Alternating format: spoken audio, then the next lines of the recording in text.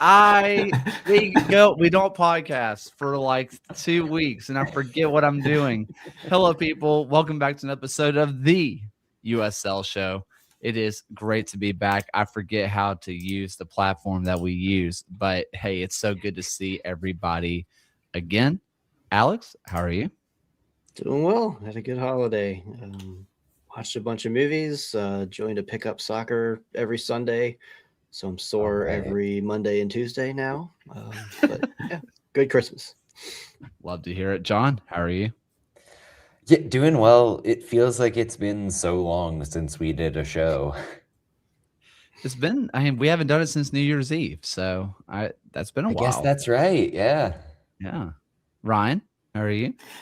Yeah, doing okay. It certainly has felt like it's been a while, but yeah, Alex and Kayla, I hope both of you are preparing well for the winter weather that will be hitting the southeast and everything. It's not supposed to be too bad here. I think they're saying it's about 3/4 inches of ice for us. Is the ice is supposed to be the bad part. We're not supposed to get a bunch of snow, so we're okay. That said, a couple counties up from us is supposed to get hit pretty hard, but we're supposed to be okay. Talking snowmageddon here. Well, they talk Snowmageddon all the time here, but really, in our reality, it's a couple flurries, and everybody buys all the milk and bread. So, well, before we get too far into this, I want to go ahead and give a little shameless plug to our new kit that is out. It is our Sash of Champions kit. Is going to be shown on screen now. We put a lot of effort into this. This one I was very excited for to drop. Basically, if your team won a championship, you have your area code right here in the sash, along with the color of the league that you won. There are stars above our crest or above our logo. So if you are a Utah United fan, if you are a Vermont Green fan, if you're a One Knox fan, Pittsburgh Riverhound, or Tampa Bay Sun, you are in the sash. It's right there. This was with our good friends at Equip Studios. Don't forget about our friends at Hartford who took their shot at glory, and they get the deer on the back with the 860. So it's there for you. Equipped has done awesome kits. They're amazing. It's great to work with them as always. So if you want to support us, please check out the kit. It's a great way for us to continue to improve the show and to improve our good friend Austin, who is out with Equipped Studios. So that link is going to be in the description. It's going to be in the comments in just 1 second. So if you do want to support us, that is one way to do it. The other way to support us is if you want to be just like our good friends who support our Patreon, which are as follows. It is Doug Brooks, Stephen Howard, John's Landlord, Don Garber, David Horn, Josh, Dylan Reed, Sandy Lester, Ryan Smelter, Matt Capiel, Andrew Towsley, Alpha Hedgehog, Kunal Patel, MOS, NF Reg 30, Tim Knox, Rian Lacara, Jeremy Churchman, Alberto Aguilar, Noah Telford, Michael Fuchs, John Fuller, Christopher Cohn, Frank Anthony, and John Hunt. If you want to be like the people who support us, check out the Patreon, check out Equip Studios, and help support the show, or just like and subscribe. That's fine with us too. With all the stuff out of the way, that's a whole lot of rancy bits for us to get into the soccer, which is always fun for us to do. Something that shook my world up a little bit. Mark Briggs has gone to FC Dallas, a move to join move to go out to FC Dallas and join Eric Quill to be his assistant manager. I kind of want to hear y'all's thoughts first on the matter. Yeah, I mean, a couple factors in this situation. What I've heard behind the scenes is that Mark Briggs necessarily wasn't the most happy with the situation in Birmingham, and he's somebody who's always had ambitions to be moving up the pyramid. I think it was maybe last offseason or the year before, whenever Minnesota was getting Eric Ramsey, he interviewed for that job. He's had eyes towards San Jose in the past. And that's the best way to get into MLS, like it or not, is not to get a straight head coaching job, because for whatever reason, there's a stigma against lower league coaches who could be the tactical geniuses in the pyramid, but they will not get a head position in Major League Soccer unless they've been in Major League Soccer. So for Briggs on a personal level, getting that step up, joining a staff under somebody in Eric Quill who values what he has to say, that's fantastic. For the Legion, the timing couldn't have been worse. I think we'll get into that in a minute. But I think overall, I think it's good news for Mark Briggs. Ryan or Alex? And Briggs is making a return to working within an MLS team.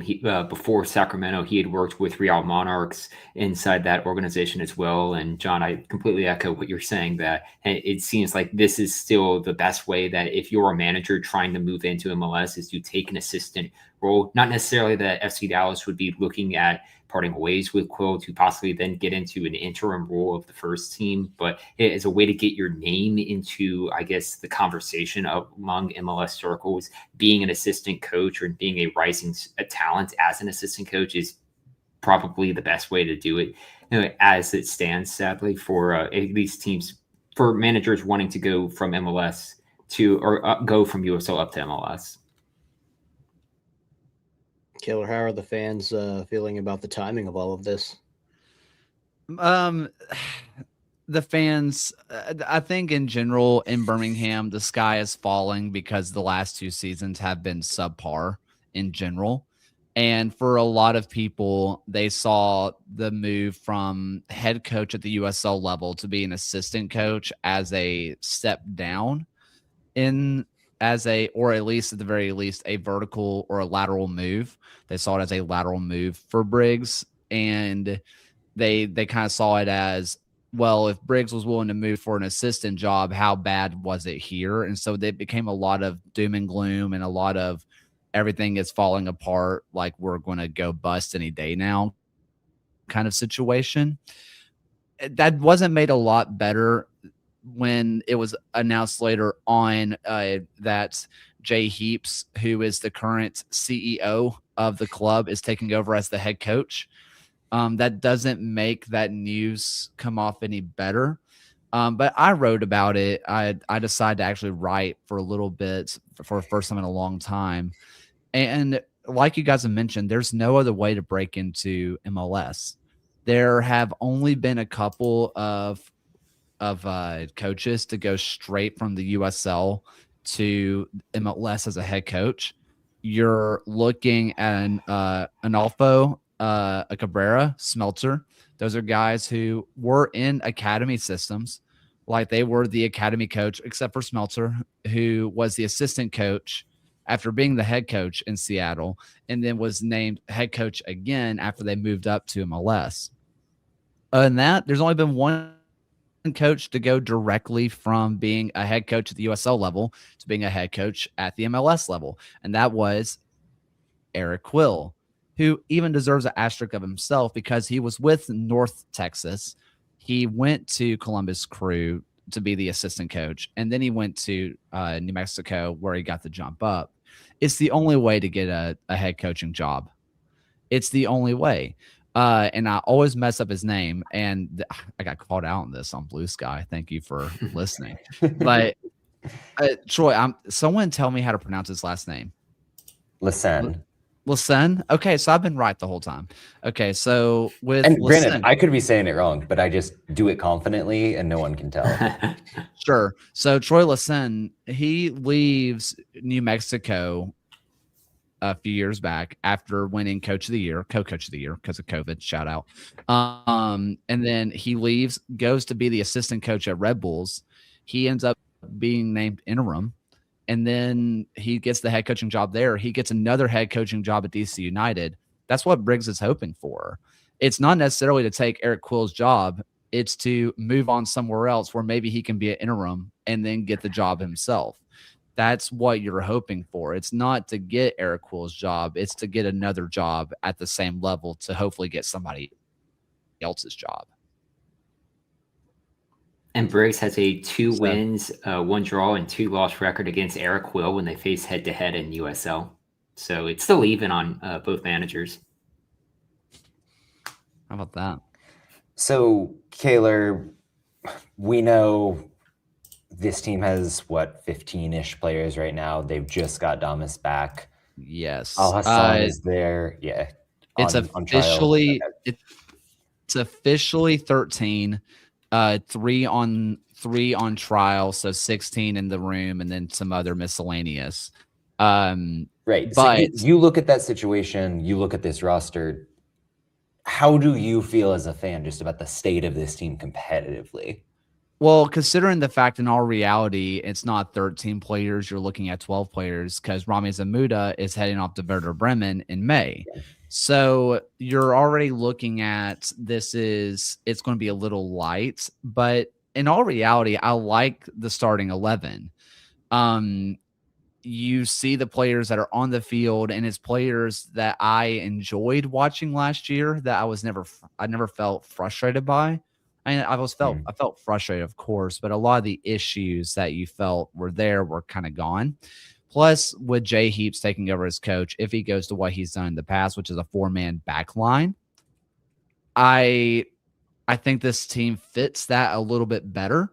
If you were thinking about a 4-1-4-1, especially with Rami's on the way out to Germany, this team fits pretty perfectly into a 4-man back line. So as a starting off point, I'm happy with where the team is. But obviously, when you only have 12 players on roster, technically 13, you're not going to be very happy with the roster build because as much as I want to say I'm looking at this team on paper and I like what I see, it wasn't a very good team last year. So maybe I need to have a little bit more ambition for the club. I do want to say, like, the Ramis thing is big just in terms of Birmingham putting themselves out there as one of the teams that can get you a big move to Europe. It always matters that you have the proof of concept when you're making the pitch to those prospects. Like it took Orange County a couple of players to even get over that line and get those sales to Europe. And now they are the best in class. I mean, we've seen Louisville be homegrown, but for a team like Birmingham that I don't think is the most ambitious in the USL a lot of the time with the roster moves, for them to be able to do this and then be able to flash that towards anybody else coming through the pipeline, massive. And I don't think Kamuda has come in and dominated. Like, it's been slow and steady growth for him.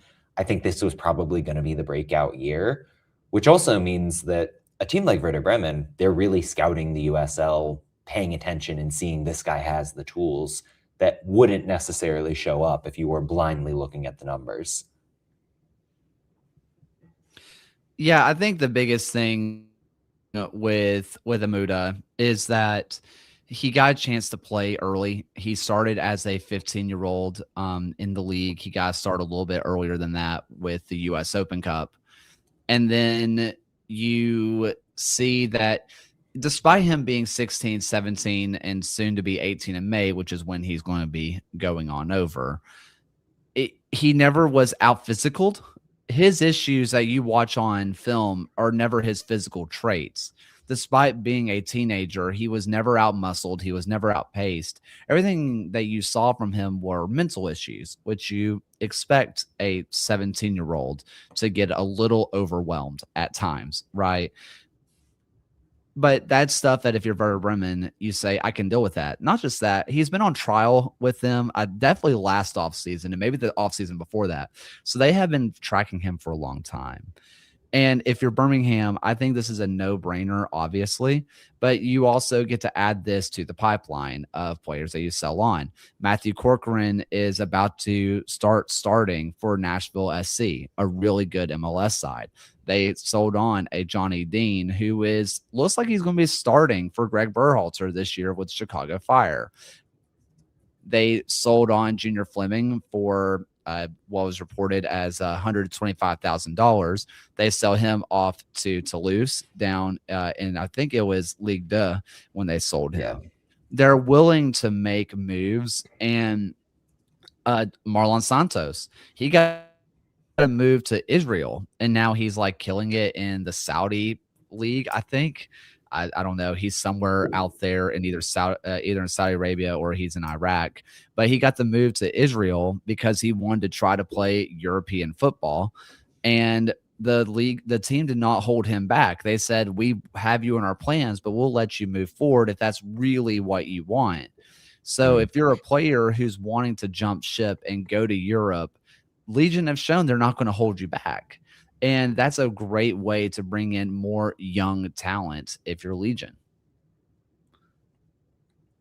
So one more stray Legion note just while we're on the topic. Yep. I don't know if the midfield is going to end up being Mickelhatton, Vessel, and Shashua, but if that is where it ends up, I'm kind of excited about it. Like, I really like those three players. I like Shashua a lot. Mickelhatton, I really like Sam Mickelhatton. I think he's a great player. I think he has a little bit of room to grow as a 6, which I think is where they're going to expect him to play. He feels more like an 8 to me, that box-to-box midfielder, but he has the capability to be a 6. He's just not your stereotypical big body in the midfield like an Edwin Lasso, like they wanted to play there. Not quite there. With Peter Lee Vassell, I'm very interested to see how that goes. I think that he is a good player. You saw the flashes before. You see what he has done early on when he was getting Jamaican call-ups. I'm very interested to see how that pans out going forward. The player that I'm ready for people to see and really pay attention to is Sebastian Tregarthen. I think he might be the best player on this team. I really do. He is technically gifted. He is fast, and he is really smart. He's a really smart player. So that's a player that if I am Jay Heaps, I am figuring out any way I can to just throw him into the team anyway. So I think that's all the Legion talk anybody really wants to hear. So how about Monterey Bay?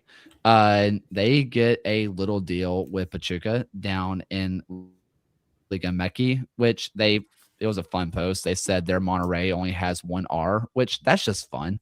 When they announced that they are signed with Pachuca, don't really know what this means. I don't know if this is going to be Pachuca is going to be sending out players on loan, if this is going to be a training thing. And they're going to be able to say that's a partnership, and they'll be able to send players and all that kind of stuff. What will actually materialize out of this?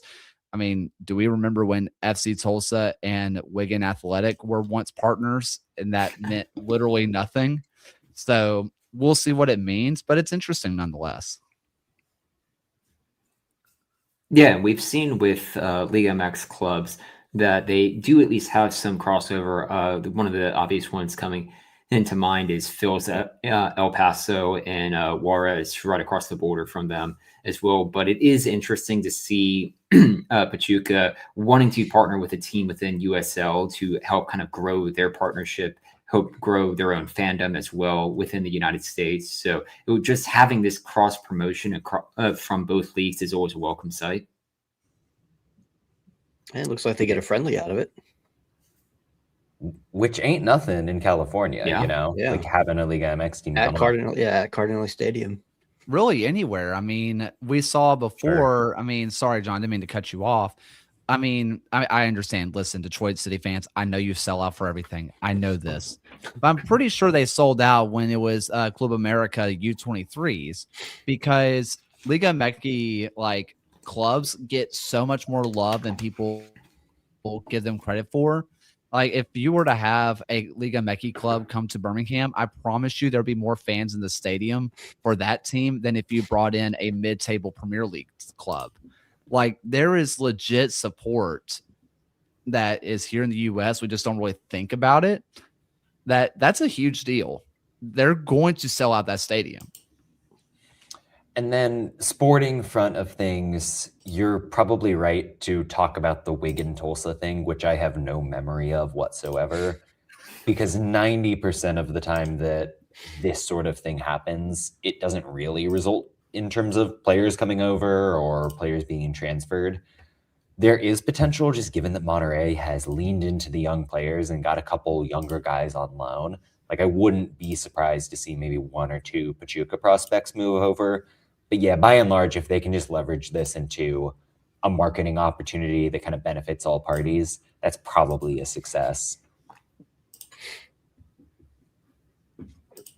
Any other thoughts on this one? All right. Well, let's kind of get into the smorgasbord of transfers if you guys are ready for that, unless there's something I'm missing. No. There's been a whole lot of stuff that's gone on. And Alex, I want to start off in your neck of the woods with well, maybe not your neck of the woods, but your league. And then I do want to get to Richmond because I am really bullish on Richmond this year, but we'll get to that. We're in that part of the offseason where I think every team's going to win the league and it's a problem. Boise is just like gone crazy.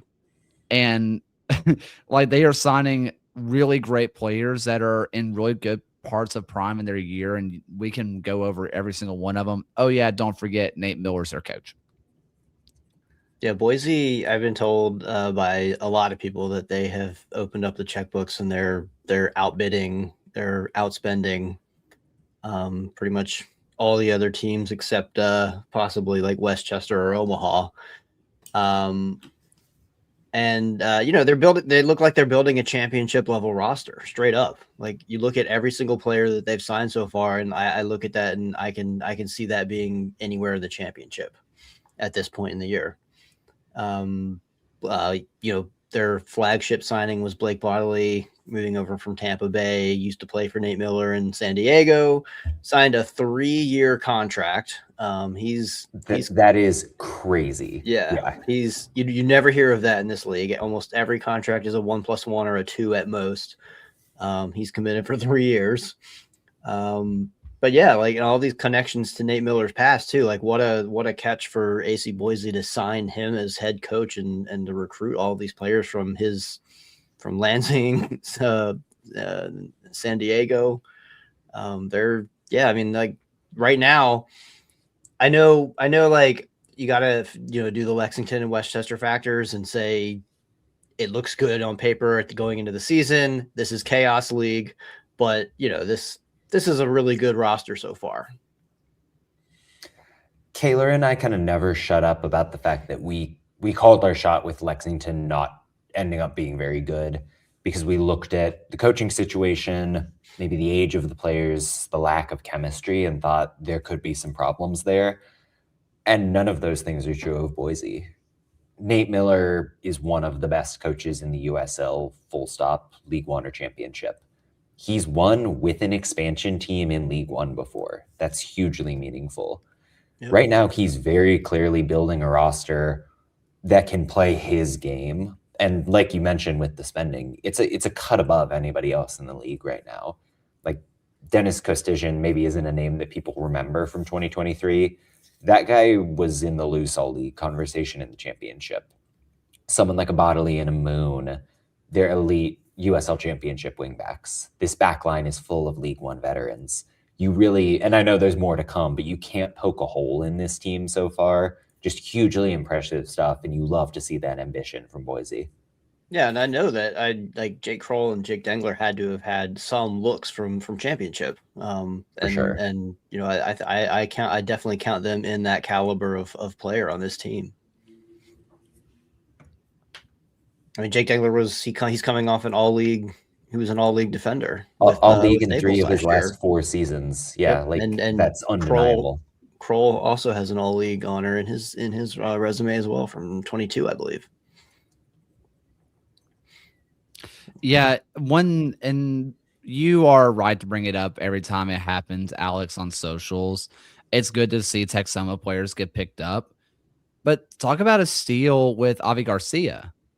Right? Yeah. I mean, this is a great goalkeeper who didn't really pan out well at the championship level. He had to stand on his head every single game with Texoma, and he proved his worth. I'm going to be interested to see how he plays with the ball at his feet because we did see with Nate Miller, he enjoyed that with Koke Vegas. Granted, that's Koke Vegas.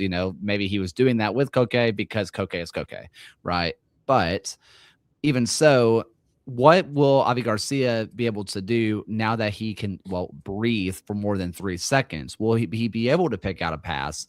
Like, are we going to be able to see him take a next step into being a goalkeeper we've seen Nate Miller enjoy using before? or are they just going to rely on him to be a last second, last ditch shot stopper, which would be more than fine in this league? Yeah, I mean the defense they're building in front of him, like I think that's a pretty comfortable defense to have in front of you. And that's the thing when you look back at the experiences as a manager. We know Miller wants to possess the ball. We know it's going to be a back three. But when it was in Lansing, it was a lot of longer restarts and a team that pressed pretty high upfield. San Diego, it was Koke Vegas playing 40 yards out of his box in a slower possession game. So he's willing to adapt to the context of a league, which is really important. Like, you need your coach to have a vision he's trying to construct toward, but you can't be inflexible, and particularly in League One where games can be knocked down, drag out. So the fact that Miller brings that innately in his profile just makes Boise all the stronger. Yeah, and they're not even done. They're not even done announcing their signings yet. They don't have a striker yet, and I can only imagine what that's going to be. Yeah. I want to kind of hit a couple of the expansion teams on the League One side, and then I want to go over to Richmond because Alex, you had a great article come out, and I kind of wanted to steer us a little bit on the Richmond conversation as well. I kind of want to talk about the juxtaposition of a Corpus Christi and a Fort Wayne, both of them coming up through League Two. And it's going to be really interesting to see how they build. Both of them are building their own stadium. They're going to be kind of soccer pillars within their own community. Both are coming up from League Two. However, we're seeing Fort Wayne get started on their roster construction earlier than Corpus Christi. And they're doing what I think they should do, which is what One Knox did when they made the jump up. They relied pretty heavily on previous players in that League Two system. Granted, Fort Wayne has put out 4 players that have been drafted by MLS teams in the last 2 years. They have several players who came back this year who were great players for them. And I really like what Mike Avery does. I was watching a lot of Fort Wayne footy earlier this year when we were doing the semi-pro USL show. I watched a lot of their stuff, and it's a very attacking brand of soccer that I think is going to fit really well. And their roster construction, it has a lot of that. We had that familiarity. Like you talked about, John, it's not just names on paper. They have familiarity with each other, but they're also bringing in some young talent. John, you put out a great video today on Healy from NC State, who, in your own words, I'm not going to take them all from you. He is the perfect 10 for an Avery system. Yeah, well, I mean, I kind of copied your notes there and washed back some of what this team was doing in League Two, because it's somewhat rare for a team to keep their coach and kind of trust that tactical framework. And you're dead on. Like, Avery wants the fullbacks to tuck in and be really sharp passers. He needs a 10 that can pick you apart. It's going to be possessive. It's going to be fun to watch. But innately, you're stepping up a level. You need somebody who can break down a championship level defense. Healy, and I'm going off the dome, 90th percentile progressive passing, 99th percentile passes into the box. Like, the dude tore it apart at NC State.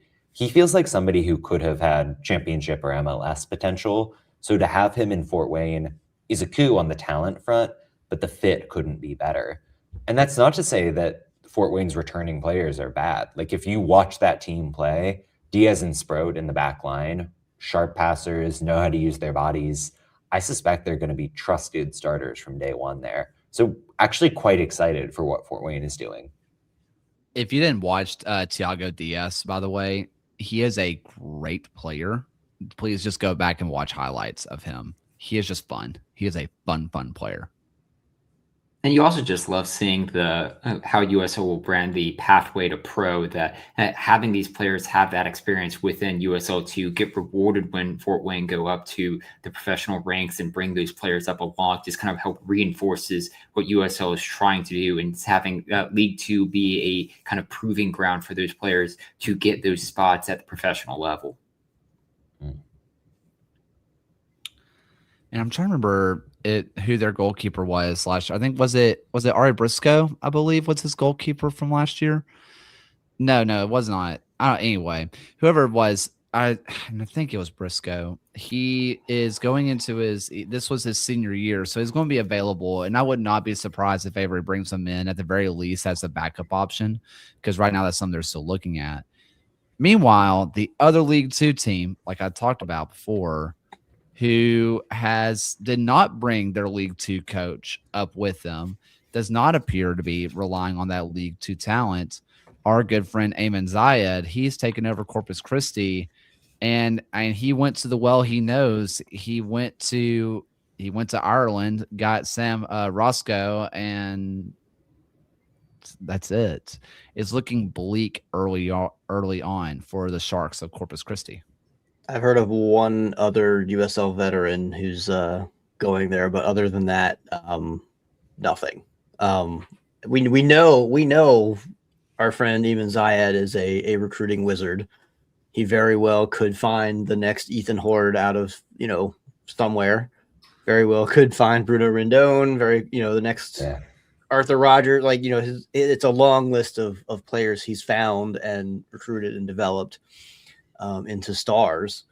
But yeah, we have no word out of there yet. There's social media presence is scant. I'm not worried because they're on the schedule, and if they're on the schedule, I think they're happening. So, but yeah, we'll hopefully hear some news out of there soon. I have heard they probably have one of the lower budgets in the league to start, which is reasonable, I think, for an expansion team in a newer market like that. But yeah, it wouldn't be his first rodeo. Yeah, and I will say, having talked a little bit to Eamon Zayed, they've got 16 players. It's just, it's a lift to get up to where you need to be marketing wise and operationally. So, and a lot of times that means marketing and social media announcements of players can lag. They'll get there when they get there. There's a team, I think they're coming together this week to train a couple of League One guys, from what I understand. So yes, they're going to be low budget. If anybody can win on a low budget in this league, it's Eamon Zayed. We saw it in Noka where they weren't even paying the players for a bit there. Yeah, just don't pull a Central Valley Fuego and give us a roster on the first day of the season. Or I miss them so much, man. Or if you could give us the anime mini fridge that we were promised from Central Valley Fuego, that would be fantastic. Hey, they still exist. Reach out to Juan. I'm sure he messages back. So let's go over to Richmond. And like I said, I am at the point of the offseason where I'm looking at every team and I'm like, you could all win the league. Like I'm just very bullish on just about every squad, but I'm looking at the kickers. And after reading, Alex, your article that you did with Darren Schwartzky,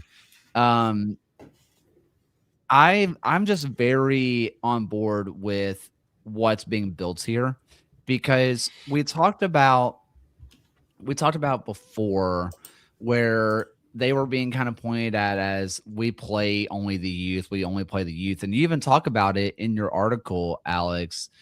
And they kept the youth. They kept a lot of the players who were really good in that young core, and they've added some veterans to it, but not old veterans. They have added veterans who are still young that seemingly flamed out. We talked about it in our Discord, like a Tyler Freeman, who I just still kind of think of him as a USL championship flame out. He's only 21 years old. He's been playing professional football for a long time at this point. Yeah, he just turned 23 like last week. So I'm very fascinated with the Richmond build early on. Yeah, it's I think the overarching theme was they want to get more durable and have better depth, where when a key member of the starting 11 gets injured, it doesn't throw off the whole system like it did last year. Last year, I think, according to Darren, I think they had to be a little bit over reliant on Bill Hart, on Espinal, on Seufert, and when there's an injury to 1, 2, and occasionally all 3, they that's the matches where you see Richmond doesn't even have a shot on target. Because everything was thrown off. So the goal this year was to rebuild and I guess to have more, more similar style players so anybody can step in with ease. And someone inevitably gets hurt in the grueling travel and, long USL 1 schedule on hard turf all over the place. It's going to happen. So you have to have that depth. And I think that's what they're working for. And then also, I think the icing on the cake was bringing in a veteran like Sean Vinberg to be on that back line. So yeah, I mean, I think there's a lot of cautious optimism going around. Good bit of cynicism built up over the last few years in the fan base, but I do think there's cautious optimism is the feeling right now. I think it's easy to look from the outside in and maybe doubt some of the names in a context of a League One offseason where a lot of clubs have kind of got those bigger players. But Freeman, you mentioned, Kaylor, he was killing it when he was a teenager in the USL. He's got so much talent and he can really flourish in the right system. And again, with Alex, what you said about Vinberg, that was the one where I really started to pay attention of, I think I see the vision for where Richmond is trying to go. It's younger guys, it's some reclamation projects. Vinberg feels like he's the real stabilizer. We've seen him play a high volume of games at a high level in this league. So yeah, and it's the time of year where I'm feeling good about everybody because I'm trying to convince myself about that. But I genuinely think the Kickers are really moving in the right direction for 26.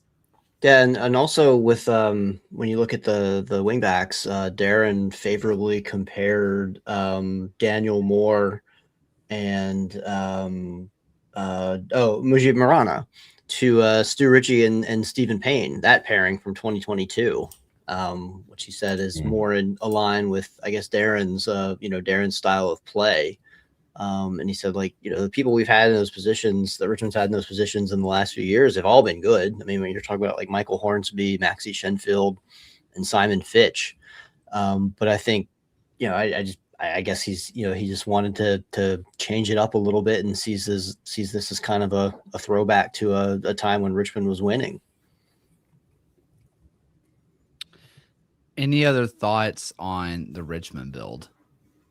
Well, Tyler Freeman was a very interesting case because I think everyone looked at that and looked at his history and were like, oh, wash out. But then I mentioned this in the article. When you look close, he got picked up he had that amazing year at Loudoun and got picked up by Nashville, and then Nashville loaned him out to Birmingham. Then he, I guess, went to Carolina Core and got loaned to Hartford, and he's never able to really establish himself. There's no stability. Nobody giving probably any good, confidence there. And then he goes to New Zealand and he's been tearing it up. And I think that's, and the team he was playing for in New Zealand, Western Suburbs, I think that's where Charlie Ostrom came in from. So, they've got there's a precedent of players doing well there and coming over to USL League One and also doing very well. Cause we see that, Charlie Ostrom has moved up to championship now. But yeah, I think people are really big on Tyler Freeman as either a striker or a second striker. I have a lot of League One thoughts, but we do need to hit some championship. And why not another expansion club? Let's look at Brooklyn, where I'm a little cautiously saying that I like the team early on. Kind of headlined by Obregon, who was Golden Boot winner last year, has easily been one of the best, if not the best striker in League One, but just never really got that jump up to the championship until now. You also have Gabriel Alves making the jump. Despite the memes, he's a really good player. Peter Mangione, like a really, really good player. Same thing with Stefan Stojanovic, Jackson Lee, who I am a truther of. He's getting in there and might have a chance to crack a GK1. Someone who's been around a long time, Thomas Van Kazeel, who was formerly All League. Maybe some of those players don't pan out in terms of like a Van Kazeel. He's not the same as he used to be, but there's a lot of really good players and a nice young core to build around. Yeah, one correction on Obregon. He scored 10 goals for Hartford in 2021. He's been around. He was very like good in because when he 21. He was good in 21. They Yeah. barely played him in 22. Yeah. Then 23 was kind of a lost year, and then he drops to League One, and it's fireworks for him. So he's somebody that's done it at this level. And you think about Brooklyn in particular, what Marlon LeBlanc wants out of a striker. Typically, it's going to be a 4-4-2. So Obregon's going to have a partner, which he didn't really have in Westchester. But Obregon likes to play with his back to goal. He's not afraid to drop in. He's really aggressive in the press. So you put somebody like a Sean Hundal next to him. Hundal is just classic riding the back shoulder, getting in the box number 9. Intuitively, that makes sense, and it's going to bring the best out of Obregon. And what a great way to say we're going to be New York's team than to take the best player off of Westchester, by the way. That's a real statement of intent from them to get somebody who's so well considered locally and within the USL. And I'm always just a fan of anytime we get a former Wilmington Hammerhead player to come back into USL play with former New York City FC, which he's probably more well known for. Tommy McNamara has signed with Brooklyn this season as well. 3 appearances for Wilmington Hammerheads, so there's still someone out there. And I vividly remember the one game that he did have that one appearance in Wilmington for. That's awesome. There's also, I just want to throw it out there. I just continue to laugh at Charleston just a little bit because it was like the sky is falling. The sky is falling. They already had like a really nice team on paper, even with the sky falling. And then they bring in like Andy Cabrera, Colton Swan, Miguel Berry, and Sean Suber. Like, okay, you're fine. Shut up. Miguel Berry, when he was, I think he was on, no, it was before Nate Miller, but he was on loan in San Diego. I think he played 14 games total. Most of those were his subs, and he scored 6 goals. Like, he is too good for the USL level. I'm not going to come and guarantee he's Cal Jennings 2.0, but if he scores less than 15, that would be shocking to me. And then Sean Suber, the most important addition of all. He was in the mix for Defender of the Year, led all defenders in long completions. You saw what he did in the playoff stretch, so crucial to the whole formula for the Riverhounds. He is probably emblematic of a little bit of a change in philosophy for Charleston, where we think about them being ultra possessive, always keeping the ball on the ground. This team's built to run a little bit, built to be a little bit more vertical, and Suber will be the guy that makes that happen. I know when you're looking at the Lost, and honestly, besides it's a hilarious group of players to lose and just kind of talk about it.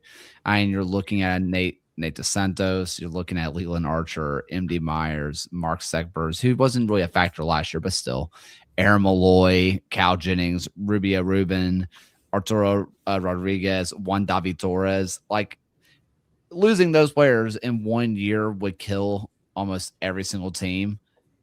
And yet I still feel like they are comfortably one of the best teams in the East. However, as some of the comments keep pointing it out, there's been other teams that have made steps. Loudoun has made some moves where, John, you're very bullish on this Loudoun team, as we all are every offseason. Yeah, I'm trialing the take that they might be one of the 10 most talented teams in the league. I don't know if I'm fully committing to that, but there's a possibility here that they're not going to go full lads protocol.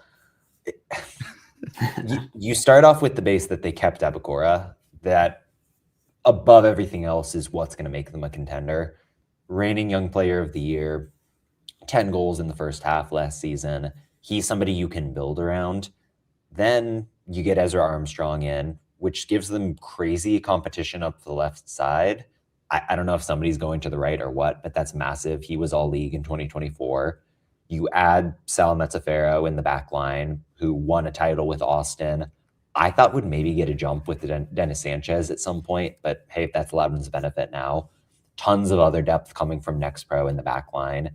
Thor Ulferson up at striker, who was a double-digit game starter for the Houston Dynamo within recent memory. like an MLS quality player on his day. And it's Loudoun United. Like, this is the talent that Loudoun is bringing in 2026.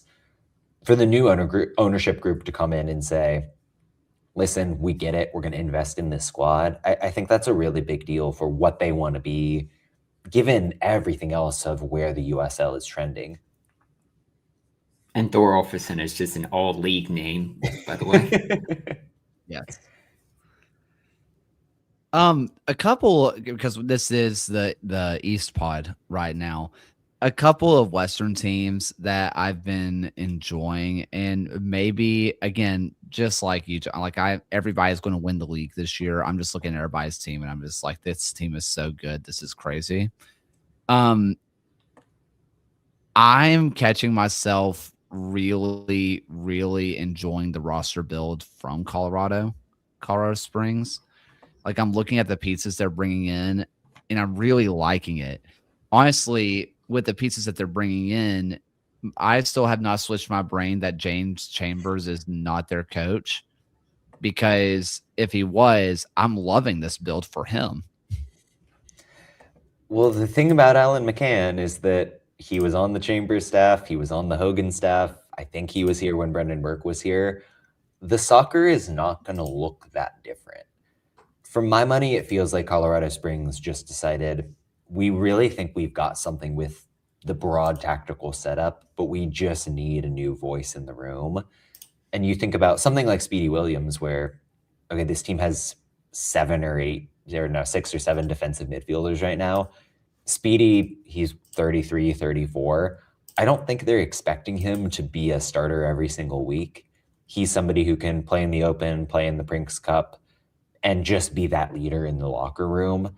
At this stage in his career, that is a great way for him to contribute and a great way for Colorado Springs to get back to where they need to be culturally.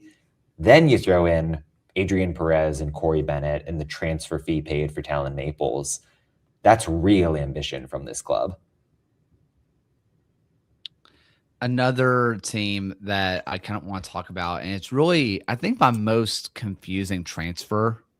Or like most confusing move. And it's the hoodie I'm wearing.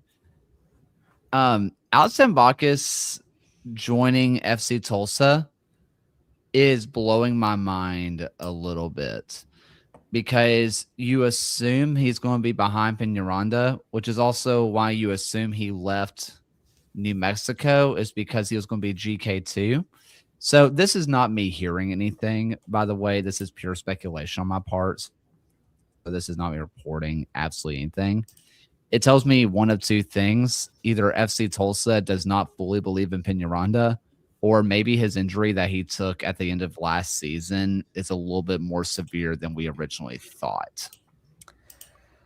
I think it is more just they really value having a veteran goalkeeper. And you think about Tyler Derrick coming in at the end of last season. Both you and I, Kaylor, would have thought that Peñaranda probably is just the better shot stopper straight up, but they wanted somebody who's been there, who has that voice and that presence in the box. Tim Bacchus, obviously, he's the all-time saves leader in the USL. Like, he brings you all the experience and expertise you want there. Now, he's been asked to be a short passer who plays outside of his box and does very modern goalkeeping things the past couple of years. That has been limited in its effectiveness. So now he can just focus on staying in goal, punting it long, being a shot stopper in Tulsa. I like the fit for him, even if I'm still a Johan Peñaranda guy. It really confuses me, because, John, you and I talked about it when we were at the final. During warmups, I was like, Peñaranda looks so much better than Derek in net right now. Yeah. It just did. Just visually, he looked so much more fluid. He looked a lot better, but they wanted the experience. But I also don't think, if you're FC Tulsa, you bring back Peñaranda and not expect to start him, because I also don't think you bring him back, I don't think he comes back if he's told, hey, you're competing to be GK1. I think he's probably sold on the promise you're going to be the guy. I'm really just fascinated to watch how that's going to go. I wonder if it won't be a competition just given both of them. And let's be real, they're both going to start at least 10 games this year, given the workload, given the nature of that position. So, but yeah, for a team that I think is going to be in the number 1, 2, 3 seed mix, getting that right and making sure everyone's staying happy is going to be pretty important. All right, John, I have a question for you. Take off the I right for back heeled and all that kind of stuff. I need you to be a fan. How do you truly feel about Indy's roster build right now? So I think most of the time, if you ask somebody who's like a childhood fan of a team, they would have the rose-tinted glasses on. I always tend to go the other way with Indy, where I'm just deeply pessimistic. I think Indy has signed a number of players who are interesting and good. I don't know what they add in a tactical sense. Like Noble Okello, he's going to come in and kind of be a target number 8 for a vertical team. Cool. We've got a bunch of next pro strikers who are fine, but they're coin flips. The back line is worse with Musa and Afemu out and Herbert and Matrano in. So what this has become is you're running it back from most of the field, and then you're relying on Eric Dick to add 10 to 12 points. Now, frankly, that's a good gamble to make. Eric Dick is that good of a goalkeeper. So if you can just hit that button and say, awesome, that solves a lot of our problems, that's a cheat code to building a playoff team. So maybe Indy gets there. And maybe I'm underrating what Sean McCauley is going to do with these pieces because he's been pretty flexible managerially. But yeah, for now, Indy feels like they haven't risen above the level of a bubble team. You kind of mentioned the flexibility from McCauley. Do you feel like, and I feel like it maybe, was it the last year with RGV when Wilmer Cabrera just kept changing shapes every 2 games and just could never settle on anything? Yeah. Are you a little worried that that's going to be what happens here? Because I'm looking at this team and I'm seeing a lot of players who can play a lot of different things. And I almost get the fear that this team will never settle into having a set position. Me on Football Manager. I mean, you see this signing today with Barry coming in from Revs too. Yeah. That gives them a proper left back. And that almost makes me feel better of Aiden Quinn doesn't have to be a wing back all year. Like some of the depth pieces are very much you're getting the contingencies you need to get your best players in the right spots. But then they've signed 5 forwards that are the same archetype. They don't really have a right wing back you trust. There isn't a proper destructive number 6. There's a hyper focus on certain positions in a way that doesn't really click for me right now. A couple more teams that I want to hit personally than any other loose thoughts anybody may have. Pittsburgh, I'm really enjoying their offseason. They're bringing in, I think, Alex, it might have been you that pointed this out. They brought in 2 Golden Boot winners in the same year. They got Amon, and then they get Dikwa back. So 2 Golden Boot winners back in their team, which, yes, Dikwa is returning, but we were also a team last year that Augie Williams was like, look at what they did. They signed Augie Williams. They're bringing in bona fide goal scorers. When last year was a novelty, this year they did 2 of them.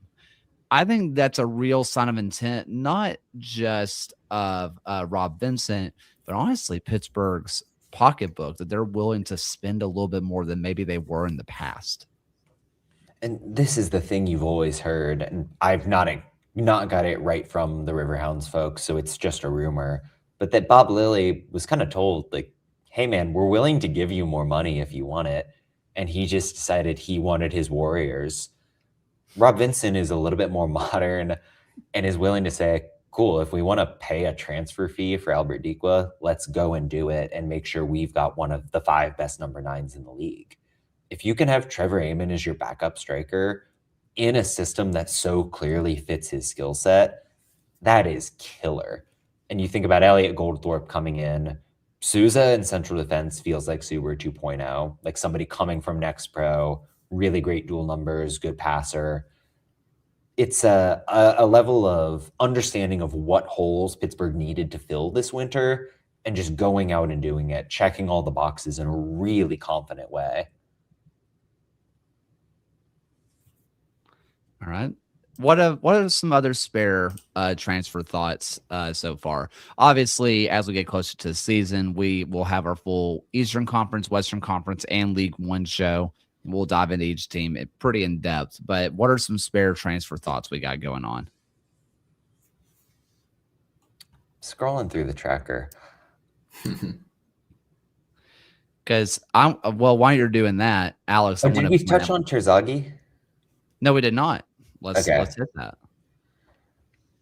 Yeah, well, I mean, all-time leader in League One goals is heading to Portland. So there you go. Yeah. So yeah, Terzaghi was obviously a fan favorite in Richmond. So it was a tough, it's tough to see a player like that head out. And I'm almost 100% positive that if Richmond were to have extended him an offer to stay, he would have stayed. But it was just kind of. I think if you look at the last couple of years and how his production has declined, and he was undoubtedly the highest paid player on the team. It was just I think it was just the timing was right for him to leave Richmond and for Richmond to like try to, I guess, settle into something new.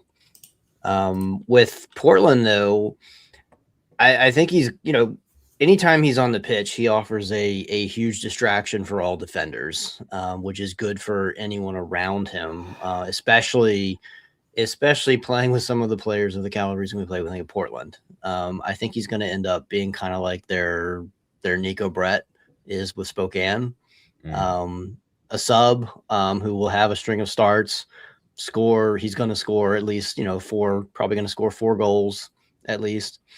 But it's just it's a great option for Portland to have. That's totally where I'm at. Go ahead with that, Kaylor. No, I was just gonna say the homecoming is gonna be magical. Like August 22nd. Like that. Like get the video ready. I think I'm gonna cry. I don't know. Like I'm not a Richmond fan, but like I might. I don't know. Yeah, he had a standing ovation on his when he left the pitch against Madison that night, the last match of the season, because I think even the casuals in the fan like knew, in stands knew, this was his last time as a kicker. But yeah, that's gonna be quite the homecoming. You're totally right to make the Nico Brett comparison where I don't know if Terzaghi has the legs to be the guy in this Portland system where it's so much running, so much pressure. You throw him on with half an hour left, that presence with Wada, with Ollie Wright, with Titus Washington in the mix. Good luck to most defenses in this league. Like the level of skill there is crazy.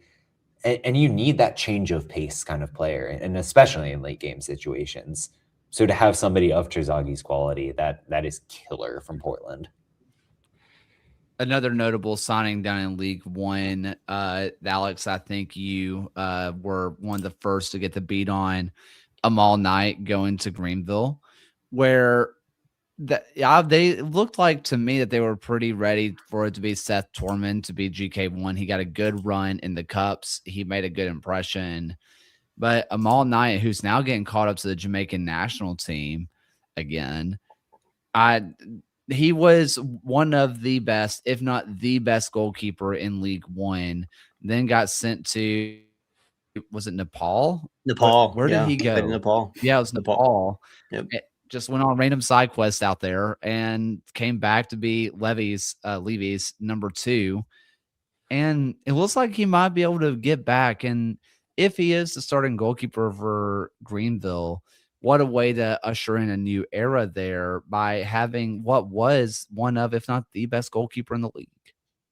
Yeah, it's a good tandem too. I mean, those are two very, very solid options to have. It doesn't necessarily mean Knight's going to be the automatic number 1. We got a question in chat about the current state of San Antonio on and off the pitch. Let's stay with on the pitch, because off the pitch, we would have to do a little bit more research on that front. I'm really enjoying their roster build as well. The players that they have brought in, Mikey Maldonado, awesome. Akeem Ward, awesome. Christian Pirano, Christian Sorto. I mean, they both played with San Antonio. I think I know Pirano did, but I don't remember Sorto. This is Pirano's third stint with San Antonio. Yeah, did Sorto did not. Anyway, I like what they've done. He's been with RGV in El Paso though, so he's kind of doing the Infinity Stones thing with Texas teams. Okay, that makes more sense. But early on, I like what they've done. They have a solid group there. I like what they have on the pitch. I just cannot get myself to like their goalkeeping room, but I think that's just my weird infatuation with not liking Richard Sanchez, and maybe I just need to get over that. But that's really the biggest hole I see. I think if you looked at San Antonio last year, you had the sense they were one or two good pieces and consistent pieces away from probably getting a home playoff game. And the biggest hole was the midfield and fullback spots were always injured. So with Maldonado and Akeem Ward, Ironmen, they are consistent and consistently performing at a borderline all USL level. Maldonado also brings in that long throw ability. And then you think about the knock-on effect of Tanner and Canale are great passers from the back. Now you've got a deep lying guy in Maldonado who can do it. You're building towards Jorge Hernandez and letting him really be that threat upfield. And then Pirano is the best dribbling winger in the league. That level of weaponry is really going to pay off for San Antonio. I do have questions about the goalkeepers. I think it's mildly crazy that we're just blindly trusting Santiago Patino in 2026. But when you've got a midfield this good, I think it's going to patch over some of those worries. Let's see. I have a couple of more. Oh, another former League Two team I didn't mention was Sarasota Paradise. I also like their roster build right now. I enjoy what I'm seeing out of them early on. I got a couple of League One players. I got a couple of young college players. I got a couple of people coming from abroad. It looks like your stereotypical League One team and how the roster is being built, and considering the fact they're doing that year one, it's great. I don't love that they're not getting a lot of former Sarasota players. Would love to see a couple more people get the jump, but that's all right. Yeah, they have one so far. Burlew, that first signing. Yeah. I enjoyed their roster build, and my too early, I'm way too high on them, and I can't stop it. They are probably going to be my dark horse to win it all. I'm once again in love with South Georgia Tormenta. I can't stop myself. They somehow pulled this off again. Swimming in that now Reed Stevens transfer money, I guess. Yeah. You think about the guys they've got in. Shannon Gomez, talking about San Antonio, was a member of that title team and a stalwart for years. I think, Taylor, we're both very high on Moses Mensah. Yeah. You look at the midfield and Angelo Kelly, Connor Doyle's back, Luca Dorado up top. Nick Spielman might be the biggest get of all, frankly. They've really reloaded. And I just forgot to mention Sean Lewis, who is a constant threat to win goalkeeper of the year. So the fact that I'm forgetting somebody of that caliber probably tells you what Tormenta has done. And not just that, Yannick Bazzini is still up top for them. That's what I was going to say. They did a really good job locking him down for a second option year, and I'm sure he's transfer bait at some point. I mean, he's taller than a mountain. I mean, he was on trial with Birmingham, and I kind of talked to him a little bit when he was here last year. And I'm looking up at way up at the guy. He's taller than Alex Cronale, who I thought was the tallest human of all time. And then I'm just looking up even taller at Yannick Bazzini, and he's good with the ball at his feet. And he is just a really good finisher. He's honestly, with his height, with his technical ability, with his passing ability, he's the closest we've seen in this league to Ethan Howard. Speaking of from earlier, he's the closest thing we've had to him in a long time. And that's a great thing if you're Mark McKeever, who learned how to attack, which it still weirds me out. Yeah, and then Luca Dorado is another interesting one. Like I don't, Yeah. I would like to be a fly on the wall and hear the conversation in Madison as to why they decided to move on from him. Bringing him back permanently after the season he had there. I think that's a huge get for Tormenta and a huge loss up in Madison. It's kind of the same thing I was talking about with Brooklyn, where you think about the relationship between strikers that you're trying to build. Given what we know about Bazzini as a passer and the way that Dorado likes to push forward, that just intuitively makes sense. It's great business in Tormenta. Kind of last question from the chat, and then we can get again some more loose fire questions. Between Tampa and Lexington, who has the bigger payroll, and who do you have? Who got to end outside the playoffs? If either team you have ending outside the playoffs, easy layup is to say Lexington bad, haha, laugh at them. But I have them both right now competing for top spot in their respective conferences. I'd put more Tampa on the wait and see. I'm still big on them, but that's a lot of it's a new team, not I guess he's not a new coach at this point, but first full year for Casiato. He's bringing in a huge roster rebuild full of League One all-stars. Doesn't necessarily mean they're going to automatically be good right off the bat.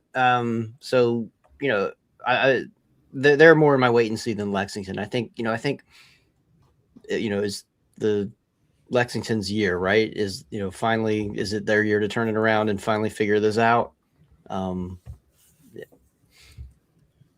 will, when both of these teams play each other on the 4th of July, who will have more points at the moment? Lexington's going to start hotter. I'll tell you that. Yeah, I would say Lexington as well. Lexington. I don't know about that. At that point, not by much, probably, but I don't know if Lexington will start harder because a lot of this team with Tampa has played together in some form.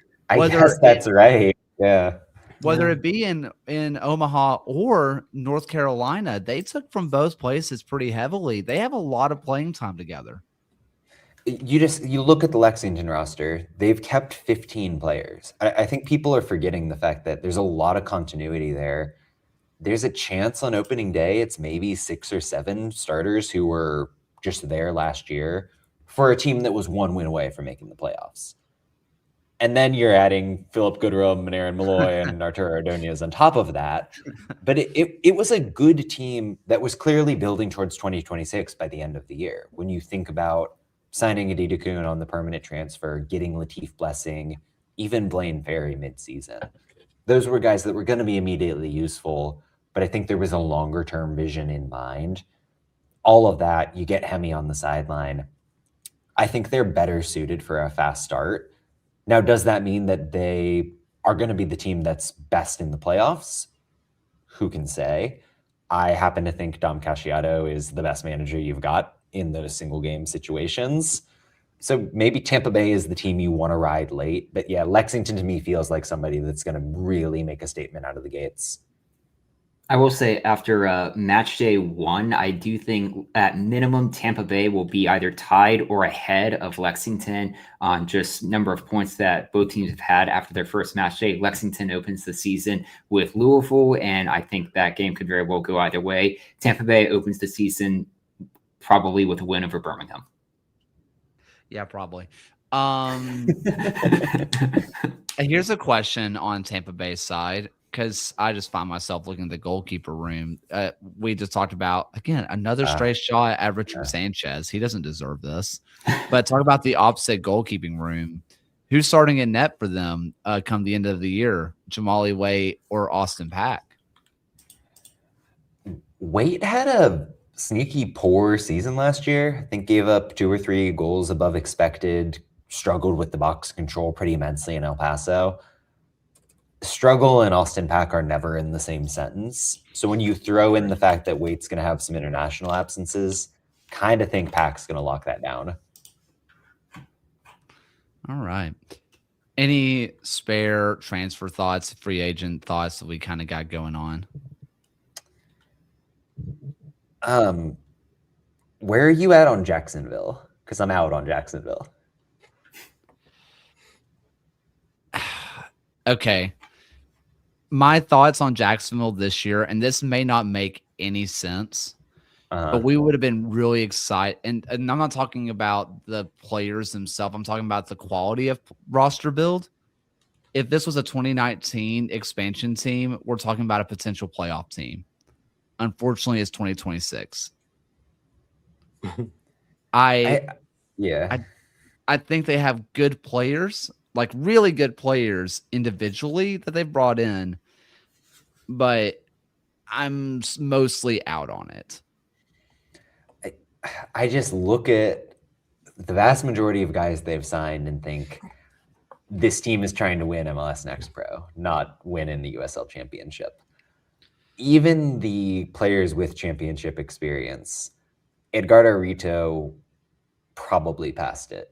Brem Sumaro couldn't get minutes for a bad indie team. Harvey Neville, Nepo baby.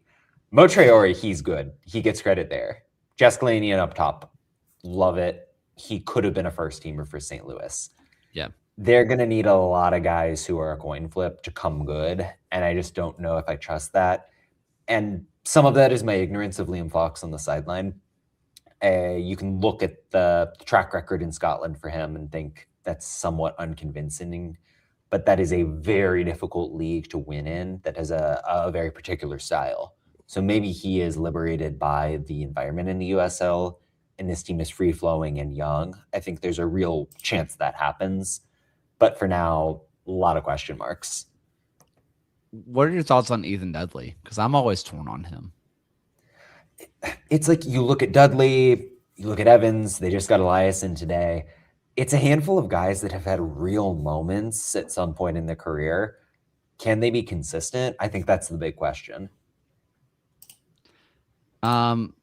Any other spare transfer thoughts as we go through? Okay, I have one last one, and they are officially my I don't know. They could be great or awful again. I genuinely don't know how I feel about the Las Vegas Lights. I am all in on Las Vegas. I was not all in until Kyle Scott happened. I was kind of worried that they didn't have enough progressivity in the midfield until that point. You think about Guillen and Benefemu as a center back pair, two veterans who have done it before. Jared Mazzola behind them. Talk about a guy who deserves a number one job in the championship. Really think he's going to excel. They've got multiple options at left back. Sean Smart, healthy again, is huge. And then it's Arteaga and Johnny Rodriguez up top.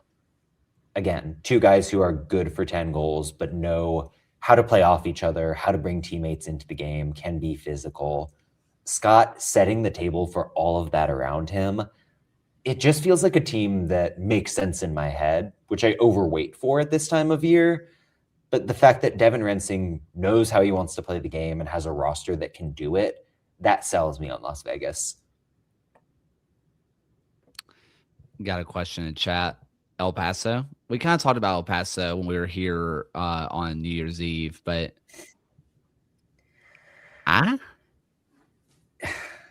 yeah, not for me. Having Rubio Rubin is huge. Like, Ian and Amando Moreno as a combination are two guys that can elevate you beyond the rest of your talent. They have a goalkeeper who's never been a number one at any level professionally, essentially. They've got 5 or 6 center backs, and none of them are convincing. Maybe Carl Saint is their number 6, but otherwise they don't have a defensive midfielder. There are moves coming that I think are going to change how I think about El Paso, but for now, it's kind of a hard sell. The only thing I can say on El Paso is that last year they were buoyed by Andy Cabrera, just kind of scoring a random hat trick and then just kind of screwing off for a few games, which you can definitely get out of a Rubio Rubin, where if he is just a little bit more consistent than Cabrera was, maybe you can still be a playoff team with this team. But I don't know, especially with Oakland I love Oakland right now because it's basically just the good parts of Loudon. I which again, no one's ever said that before. That's a sentence no one said. we are but inventing phrases on the USL show. so I don't know. And okay, this is the last one. Phoenix. I feel a lot better about them now that they announced Pop Marboy coming back. I really wish they would have just signed a normal senior number 9. Like the fact that we've got a prospect from Columbia who could be good and a kid coming up from Nextbro who could be good. This was the gaping hole for Phoenix, and the fact that we're just not going to address it kind of irks me. Maybe it's more of the hope false 9 thing. That's cool and interesting, and I would love to see them keep trying it, but I just want one more presence there. That said, at the back, Pop Marboy, you're bringing in Luke Biasi, who I think is tremendous and should be in all-league conversation. They have John-Eric Marceau with a full preseason after exercising the purchase option. They're getting Daniel Flores back after his loan. It's a lot of the stability and solidity that we saw at the end of last season. They're building on top of that. So yeah, striker, I've never been a Patrick Krakowski guy, so I'd like to see a new goalie. But overall, they're going to be in the mix for a top 4 seed for my money. Rakowski, great shot stopper, like a really, really good shot stopper. I don't really know what Pamanakop wants out of a goalkeeper. Like, does he want to have a progressive goalkeeper that we see that's just more prevalent in today's game? Maybe, but also he seemed perfectly happy with Rakowski. Maybe he just wants someone who's a little bit more progressive with the ball, like a Biasi, someone who can be a center back, who can progress the ball and just let your goalkeeper be back there somewhere. Maybe that's what Pop Madaka wants of his goalkeeper. I don't know. If all you want is a shot stopper, I think you're fine with Rakowski. If you wanted to have a ball playing goalkeeper that you would assume a younger manager would want, then you would move on ASAP, but they haven't. So I don't know. Anyway, any final thoughts? Any final USL thoughts for you guys? No? No CBA. Right. No CBA still. 2 meetings this week, I think, was the tempo. Yeah, they were I saw going Thursday. Yeah. I will say I have, and I'm glad this got brought up, and it's not gonna be a long conversation. I love that the players are very publicly winning the PR battle. We see in the other major sports, it basically reports say that the players are asking for which is basically just the owners using reporters as mouthpieces for them. The players are absolutely 100% controlling the narrative. Every narrative coming out, the players are controlling right now, and I love that for them. It has been a PR masterclass out of the Players Association right now. The media thing is interesting because you think about the NFL or the NBA, everybody cares about those. And that means that your conservative uncle who's never heard of labor rights in his life is going to have an opinion. The USL, it's either passive fandom and people who aren't locked into this, or online sickos like us who just by nature of the medium tend to be a little bit more left-wing and pro-labor, which I really think affects the dynamic of how these things are discussed. So half-baked take there, but yeah, interesting overall. Is there any concern that they've reported for training without a CBA? Everyone feels good about the way that talks have progressed. I think the expectation is they're going to get the job done. If things turn, they'll just end the continuation, and then we're really in the shit pretty badly. But hopefully that's not going to be the case.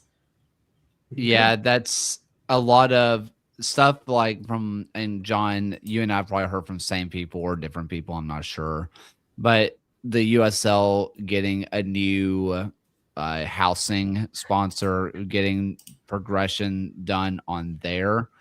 I think that's something that I've heard that they've been pretty positive about, saying that they're making strides on that side of things without it having to be purely CBA specific. Granted, it what was spurred on by this, but still, I think that's one thing that I've heard that's gone very positively.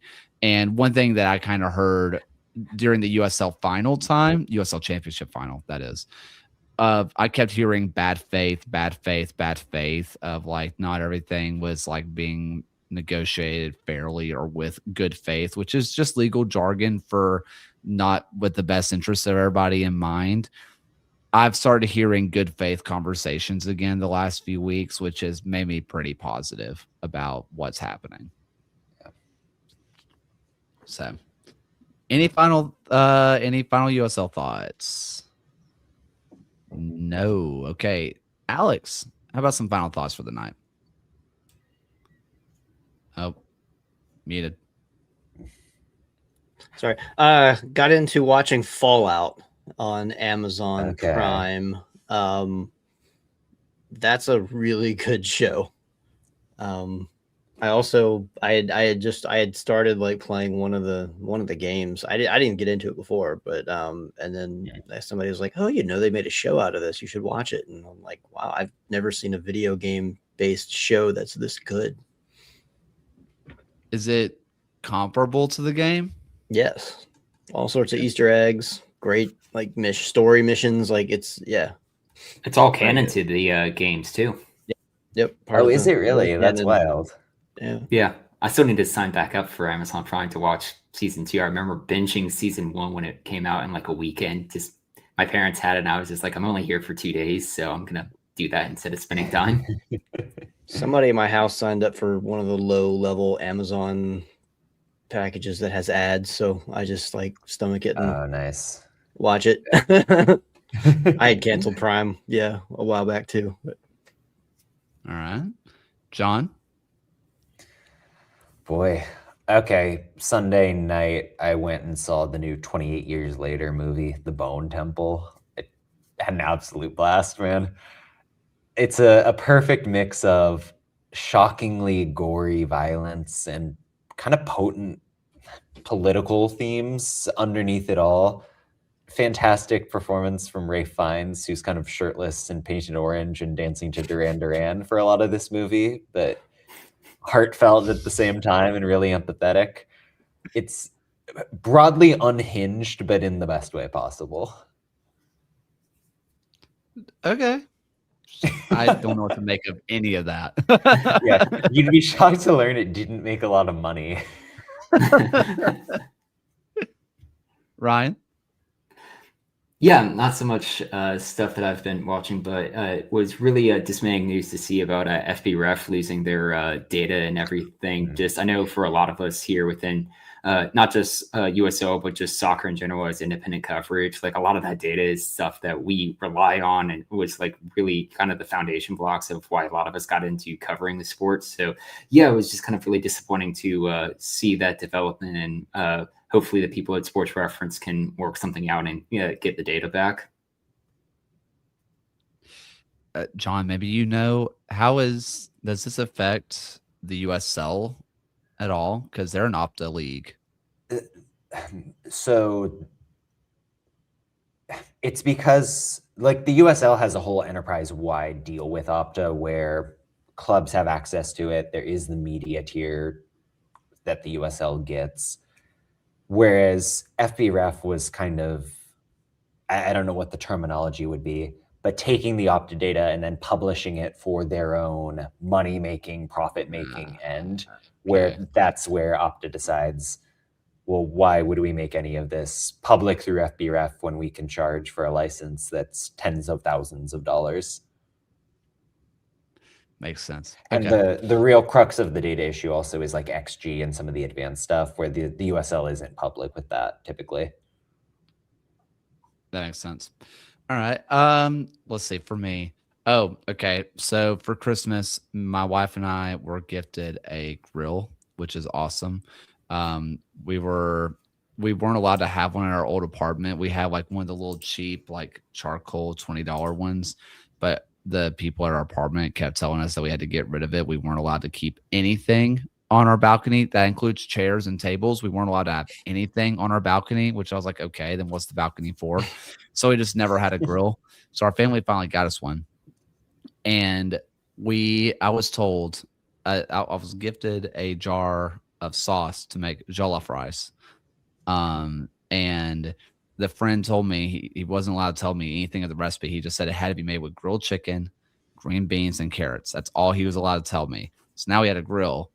I made the grilled chicken to go with it, and like it kind of healed my soul. I got to be honest with you. Like I don't know what the different countries like jollof rice variations are, like the sauce.